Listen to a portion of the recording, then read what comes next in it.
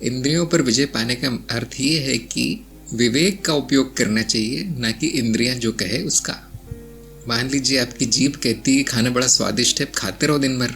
अब यहाँ पे वो इंद्री आप पर नियंत्रण कर रही है, ना कि आप इंद्री पर। आप इंद्रियों के गुलाम हैं यहाँ पर। तो बुद्धि का उपयोग ये कहता है कि बहुत स्वादिष्ट खाना है, उसका आनंद ले लो, लेकिन इतना ही खाना है जितना शरीर के लिए आवश्यक है। अब इंद्री आप पर नियंत्रण नहीं कर सकती, अब उसका जोर नहीं चलेगा, अब आपका चलेगा। ये है इंद्रियों पर विजय पाना। आंखें बताती कि बहुत सुंदर चीज है, इसको लेना ही है। अब आपको आंखों को डांट देना है, झाड़ देना है कि तुम सुंदरता देखो, लेना नहीं लेना मेरा काम है, इस पे पैसे फेंकना वो मैं डिसाइड करूंगा, मैं बताऊंगा। ये है इंद्री पर विजय। चाहे वो सुख की इंद्री हो, चाहे दुख की, चाहे वो दुख दे रही हो, जैसे बहुत पीड़ा हो रही शरीर में, वो शारीरिक इंद्री है, आंतरिक इंद्री। अब वो आपसे अजीब अजीब कर्म करवा सकती है, पीड़ा।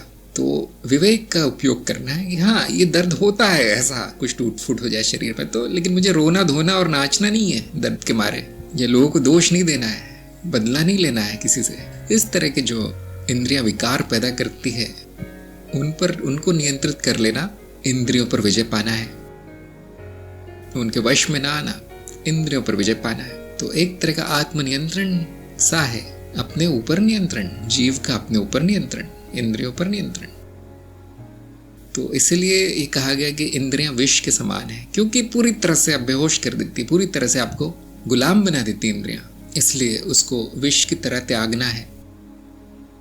जो इंद्रियों से मिलता है अनुभव, उसको संस्कृत में विषय कहा जाता है। विषय विष से आया है, विष के समान।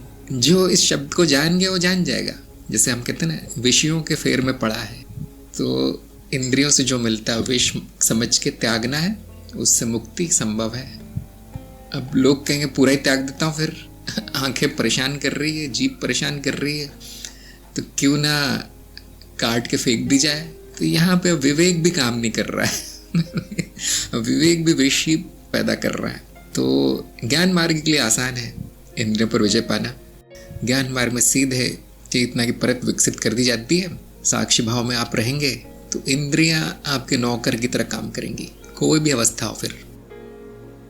और ये जो पुनर्जन्म आदि होते हैं वो भी एक तरह की इंद्री है जो कारण शरीर में है, और उस पर विजय मिल गई तो वो पुनर्जन्म नहीं होगा। ये एक अलग विषय है।